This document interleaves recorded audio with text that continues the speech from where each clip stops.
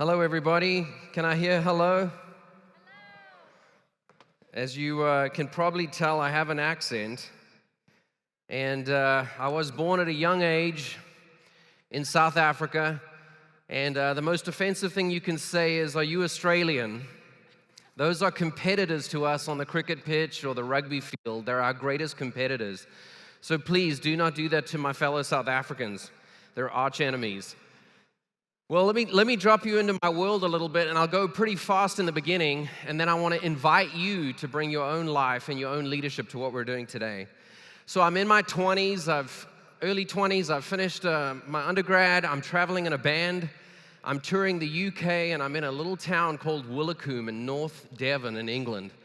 And my wife, Natalie, she was in a band too, from Nashville, Tennessee.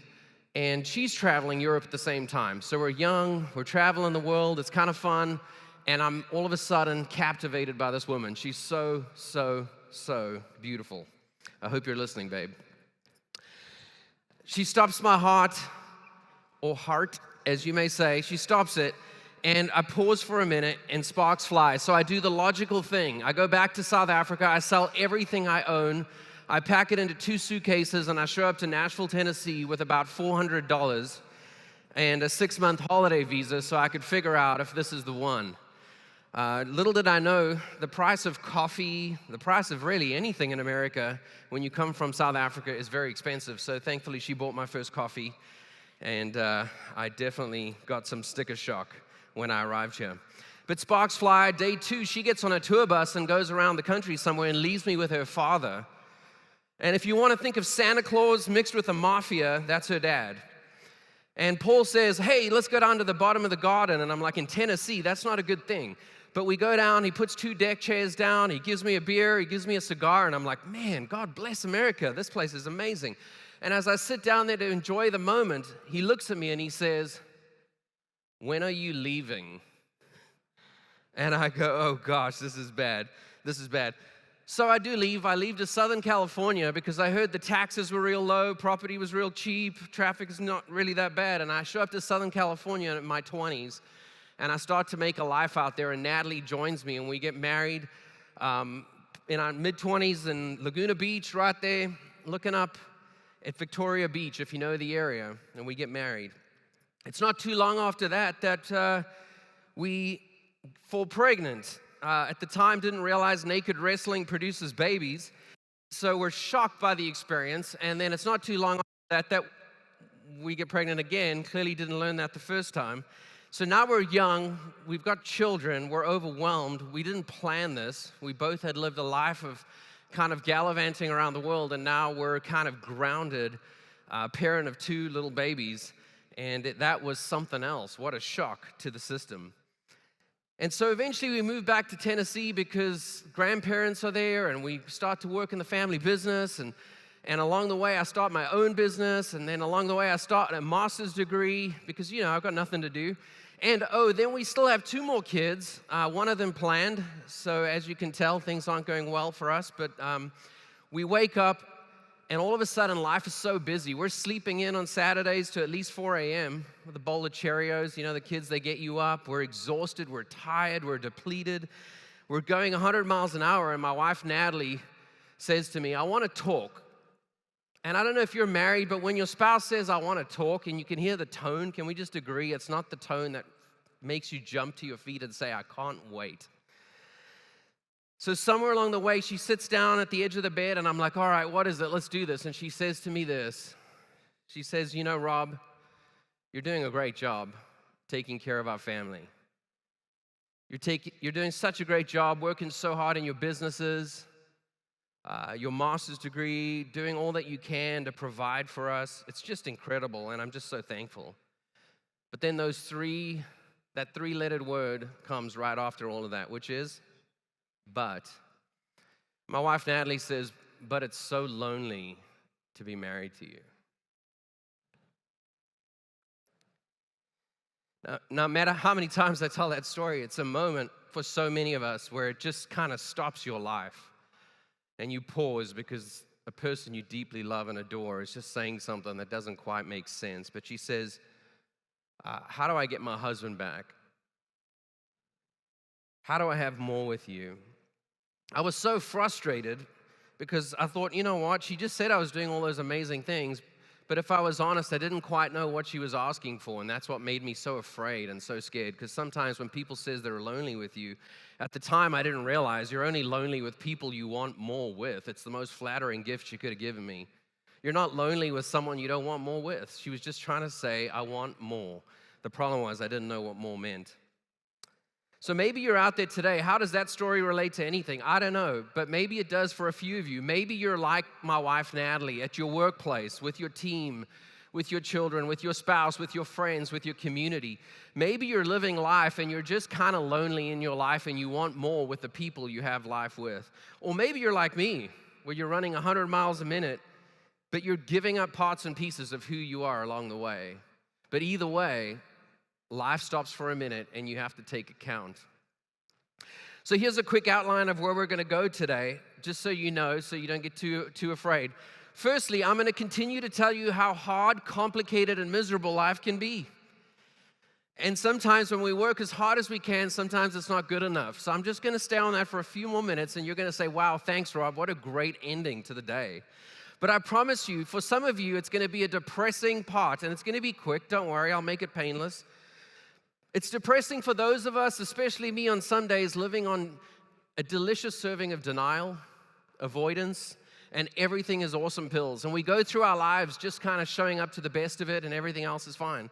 But for some of you out there, it's going to be a hopeful moment because you are tired, you are exhausted, and you do need a way through what you're going, and you want to know that you are not alone, and that's what I'm going to offer you. Secondly, I'm going to give you 3 ingredients or 3 principles that I have found in my work around transformational leadership and emotional intelligence. There's so many, but I'll just give you 3. Find yourself, find your feelings, and find your people. And then lastly, I'm going to encourage you, and we're going to close out, to reach for the future. So you're going to shake up those ingredients if you like cocktails, or mix them up if you like food, or whatever version of metaphor you would like. But we're going to shake those things up, and we're going to go out and search for a life that we want, full of significance and meaning, with the students and the parents and the colleagues and the family we live with. So here's the bad news real quick. I'll get it out of the way. In all my work with leaders and teams and organizations across your country, there are a lot of challenges, but 2 that surface is often this. Many have lost sight of why they are doing what they do. I very rarely find leaders out there that are just doing nothing. No one's bored. I know it's like, well, I don't have much to do. We're all really, really, really busy. But unfortunately, in the midst of the busy, we've actually forgotten why we're even doing it in the first place. And like my story with Natalie, I was going out into the world, fighting so hard for a life that I wanted to live, but I was never coming home to live it. Can you relate to that? The second challenge is that so many of us, just like my story with Natalie, was that many of us have lost connection with ourselves and our connection with others, and it's hindering our lives. Life is not as simple as it once was. Now, quickly to address the skeptics out there, I know you're wondering, how can I trust this guy who definitely can't dunk? He's not tall enough to get anywhere near that rim. He's got an accent, and he looks like he's barely out of high school himself. That's fair enough. What does he have to offer me to live a more meaningful, more connective life with the people that I want and the people that I lead and serve? All I can tell you is I'm in. I'm committed to this work. I wake up today, tomorrow I'm with leaders, the day after that I'm with leaders, and I am in because this is a personal message for me, that I have known that I have been fighting for the heart that I need to show up to the life that I want to live. And all I can tell you is my research, my study, my experience, the stuff that I do day in and day out is so that I can invite you to join me, and I hope you will. So let's jump right in. Find yourself. Your number 1 ingredient, find yourself. What does that even mean? I don't know. I was working with a lady called Sarah. Let's call her Sarah. And she worked on Wall Street. And she came to Tennessee a couple years ago. And she showed up and she said, I was told to meet with you. I need to rediscover parts of who I am. And I'm obviously coming from a culture shift here from Wall Street to Tennessee. So I said, Sarah, in our model, we talk about heart, soul, mind, and strength. That's your leadership. Where are you? And she said, oh, I'm all mind. I'm a mind leader. And I said, what else? She said, I'm a strength leader. Think smarter, work harder. I said, Sarah, that's incredible. You can manage my money any day. And I said, Sarah, that's awesome to strategize your life and to execute upon it. But down below the line are heart and soul. And so I said to Sarah, were you always a mind and strength kind of person? And I was just curious. Was that who she became to survive her life, or was that really who she was? And I was fine with either answer. But when I said to her, is that who you have always been? She paused for a minute. It disrupted her. And a second later, a tear, just kind of dusty. It had probably been in there a while, but it just dusty tear rolled down her face. And she said, I was a heart person once. But there's no place for a heart in my job. So what does it matter anyway? She kind of dusted it off. It was just a kind of a sacred moment of her just discovering the parts of who she was that she had abandoned to fight and climb the ladder of success. And I said to her, Sarah, what would it cost you to go and recover your heart? And I love her honest answer, and you're allowed to have that one here today. She said, it would cost me too much. And I said, I understand. I really do. I understand this work is hard. You see, to find yourself is to go to recover the parts of who you are that you've maybe abandoned or left behind.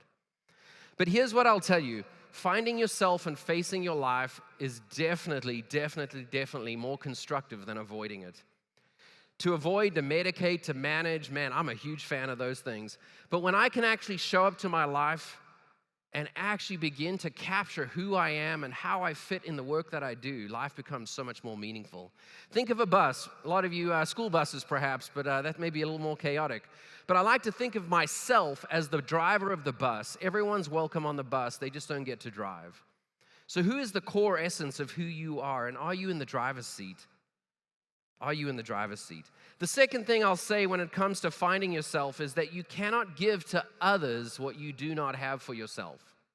I'm a huge fan of credit card leadership. Credit card leadership to me is where we go and teach things, give things, lead in ways that we don't even have for ourselves.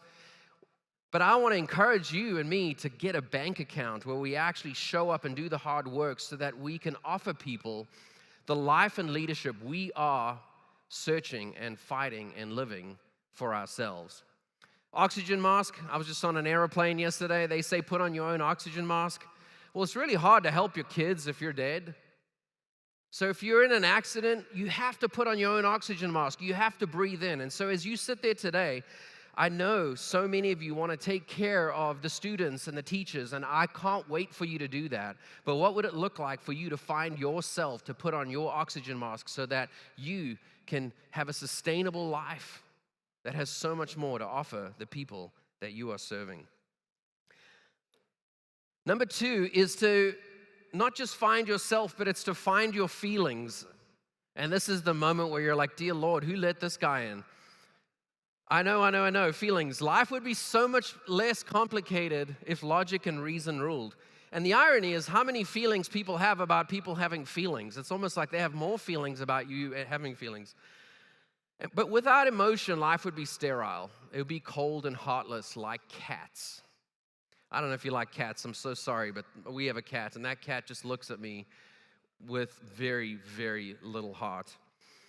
And in my research, here's what I found, that there's so many, and I wonder if you can relate. There's 3 types of people that show up. There's the people out there, and this is probably the loudest, and you're my people. Feelings are bad. They're annoying. They get in the way. We better put them out. How do we take care of them? Feelings are bad. We should avoid them. Or emotions are just annoying. They're just hindering the work that we're doing. Then there's the engineers in the room. Feelings are data. We should analyze them. We should make sense of them. And so if you're out there, you know who you are. And last but not least, there's some of us out there that believe that feelings are feelings. You should feel them. There's no responsibility. It's like terrifying to be around you sometimes. Could be exciting, could be wild. And so you know who you are. You'd probably be cheering here in a second with me. My feeling avoiders, my feeling analyzers, and my feel your feelings all over the place. But there was a 4th position, and that's the work that I do, is to help people accept the fact that having emotions and finding your feelings is actually a very human experience. and that you should do it, but can you do it in a healthy, whole, responsible way? Can you process what's going on inside of you? Well, why am I encouraging you to do this? It's going to be very hard for you to connect with the life of students if you're not quite sure of what's going on inside of you. So you're finding yourself, you're starting to pay attention to what's happening inside of you. And the neuroscience, in case you know, and you can't quote me unless you want to go find out, but the neuroscience is saying this, that you feel before you think. The part of your brain, your limbic system, experiences feelings, and then your frontal lobe, your kind of executive function, catches up and makes sense of what's going on inside of you, which is why emotional intelligence, to me, is the cutting edge of the next generation of leaders, teams, and organizations. Find your feelings. And if that doesn't convince you, feelings are really good for your health, by the way. If you don't have feelings, you're in the kind of territory of sociopaths, psychopaths, cats, and probably me every other day, where I'm trying to avoid what's going on inside of me because it's a whole lot easier. But they're finding out that your body will manifest the work that your heart won't do. So I'm working with leaders and teams and organizations to find that. We're also finding out that healthy emotions make better leaders and teams. Do you know that there's two things that are emerging that make some of the most incredible companies in the world? They're two metrics, and in my field, it's really, really interesting. Love and care. I thought it would be strategy. I thought it would be responsibility, communication. But love and care are coming up as the number one metric to make a company exceptional. Now, what is the definition of love and care? We should probably figure that out. And then what does it mean to love and care for yourself in such a way that you can now love and care for others in your organizations? That is the exciting place that we're going. I'm not sure what it was like in your country, but in South Africa, our motto is basically something like, stop crying or I'll give you something to cry about. And so we push those emotions down, and I got caned. I don't think you guys cane kids anymore, but I went all the way through my senior year with corporal punishment, and I'll tell you what, you had feelings about that, you would have a couple more right after that. But I was told to thicken your skin, toughen up. And in a way, without subconsciously knowing, we were denying very much the parts of who we were. So I want to encourage you to find your feelings. And if that doesn't make a whole lot of sense to you, don't worry, there's lots of leaders that are doing the work using the heart-engaged EQ system and fighting for heart and a whole bunch of other stuff that we use to process what's going on inside of them. Well, Rob, what's the point of that? Well, I don't know. If you know today, is anyone feeling angry? A lot of us are scared of feeling angry. I think angry is an incredible emotion. Nothing in the world gets done without angry people. I'm not talking about rage because you're so afraid. I'm talking about anger. How do you feel about things that you want to change? Anger, healthy anger, invites you to advocacy, and advocacy invites you to take action. You're sitting here today because this organization is advocating for action they want you to take because they're passionate and angry for what's going on in the world, and they want school systems to be different. There's a healthy sense of that. Of course, anger can lead to aggression and force. Are you feeling lonely? Great. Lonely is just a sign to say, hey, you want more connection with the people you're with. Or you can kind of apathetically throw up your hands. You can withdraw. You can become isolated. That's the shadow of loneliness. Having feelings is not that scary. Having feelings are inviting you to have the messengers that will lead you into the life that you want. This week, I'll get to work with some bankers and lawyers, and I'll get to work with accountants and construction workers, you name it, just human beings that just want to learn how to show up to their lives so they can take their life home to the people that mean more. The last thing I want to offer you, the last ingredient, so you've got find yourself, you've got find your feelings, is this. The third thing is to find your people. Do you know that most Americans experience loneliness? Have you seen the statistics coming up over the last few years? They're saying that it's about as bad for you as 15 cigarettes a day to wrestle with loneliness. I was sitting at the dinner table a year or two ago saying to my kids, I was probably writing for something, and I said to my family, do you guys have any stories about loneliness that you want to share with me so I can exploit your story? I'm kidding, I didn't say that.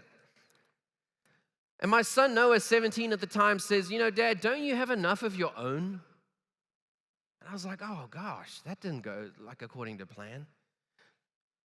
But what I liked about that was he was actually just being very honest. And he was like, Dad, you like that story you told me and that moment, like, don't you think those are great stories?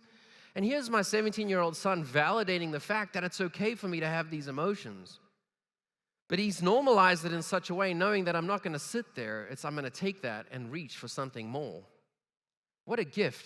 I think we've privatized the internal life, and it's killing us. We need people.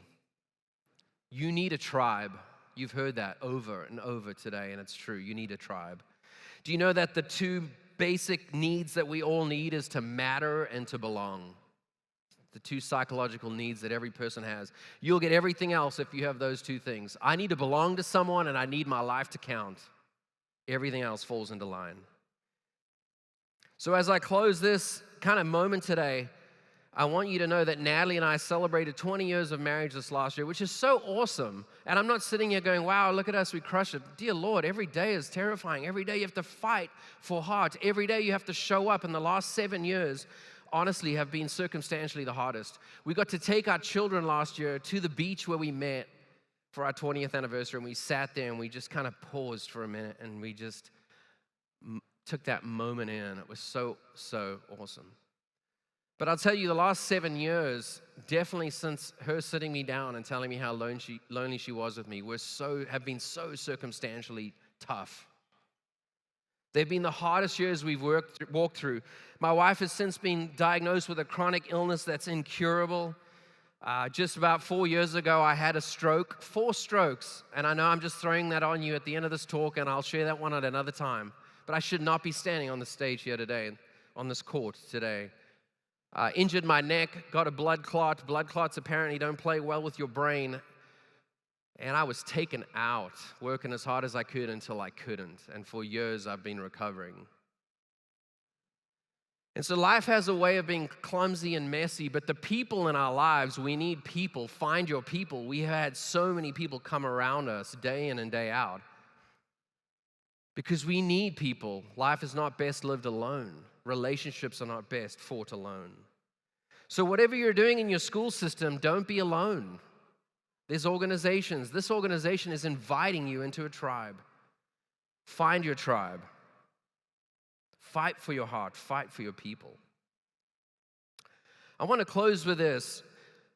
I want you to reach for the future. And I know that sounds so lame and sounds so trite in some ways, but there's something about reaching for it, to actually know what you're reaching for and to grab it. What do you want? What are you doing here today? Get convicted about your convictions. Like, I want something from my time here today. You're not just going to leave here and that was really nice, killed some time. You're going to have found some people. You're going to reach for a future. And I'm going to say this. School Connect reminds us that not every child has a champion. Not every child has the connections and the resources to thrive, and not every child should have to face life's challenges alone. That sounds like it makes so much sense. I think we should change this. What if we change this? But if you've taken away anything from today, here's the kicker. Change starts with you, which means everyone here needs their own champions. So look around to your left and right. Is there someone there that could champion you? And if they're not there, you better go find them. Everyone here needs their own connections and their resources to thrive. And everyone needs their people. And so we're going to take that in for ourselves. And what if we were inspired by this organization, by this moment, to become our own village? A tribe of educators, of business leaders, and advocates committed to the development of ourselves and one another. So change starts with us. Why don't we go show them? Why don't you and I reach for one another? Thank you.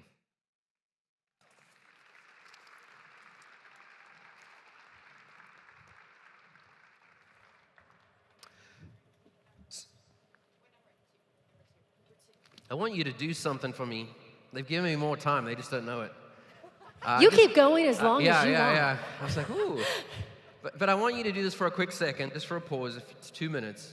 I want you to settle yourself. I know this sounds so lame, but emotional intelligence is becoming emotionally aware of where you're at.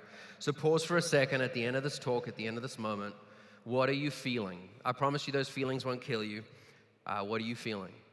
Are you feeling sad, connected, confident, lonely, angry? You feeling optimistic, hopeful? What are you feeling? If you can capture those, they will invite you into a journey to fight for hearts. So thank you. You're up. Dr. Rob Murphy, thank you so You're welcome. much. We were drawing the winner of our 50-50 raffle, hence me running. I can't tell you if you won yet. You're going to have to stick around to find out if you're the winner. Let's give him a huge round of applause.